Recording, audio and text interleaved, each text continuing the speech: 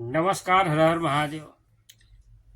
हमरे चचा के जौन हो फरमाइश हो कि रमेश जौन है चनैनी खड़ी बिरहा हो जौन हो 4 ठे यही के जौन है छोड़ा है। हर हर महादेव गुजय काशी के नगरिया हो, महिमा भोले बाबा के अपार। अब पौआ पखारी जे कर गंगा में लहरिया, सुषमा के करी का बखान।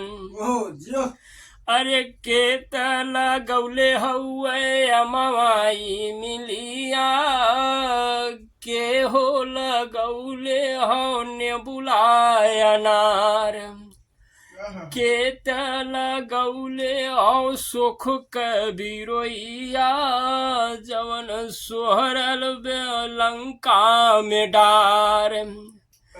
राम लगौले हवन अमवाई मिलिया, लक्ष्मण ने बुलाया नार।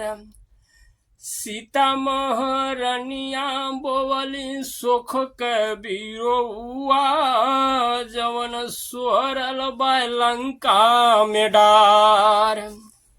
राम भैन जोगिया लखन बैरगिया, दोनों भैया हो गई न फकीर। घूम घूम दूरन देशवा में दोनों हो बीरनवा, मांगता रहे देशवा में भी। सीता महारानिया हो बनी के जोगिनिया, नैया मांगे सुरेश्वर के तीर। राम के संगे चल गई रामायण ये भैया की, अर्जुन के संगे चल गई धनुष्य बाण, सहदेव के संगे चल गल पोथी और पतरा। हम पंडित बाछती बड़े लोगवा। निकले सही कह सूरजू के छकले बारह काली बदरिया, हे भैया की लंका के छकले हवन हनुमान। कह 16 सौनारी के छकले हवन कन्हैया, बिचवा मंगले बड़े लोगवा। अदहियावा के बड़े हो नाद। कह की तनिक लागे पंचो राम के भजनिया, कह की तनिक लागे जोगियन के गीत।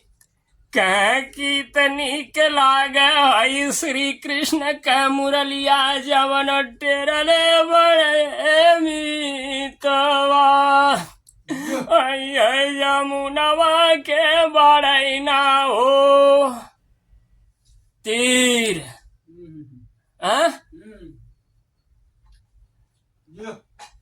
कह कन्हैया छोड़ दा हमार नरमी कलैया, हमके भरदा जमुनवा के नीर के भराई देव। हम तो है आपन लौरी नदिया, आज कर सचवई में भरल गढ़ल बा शरीर।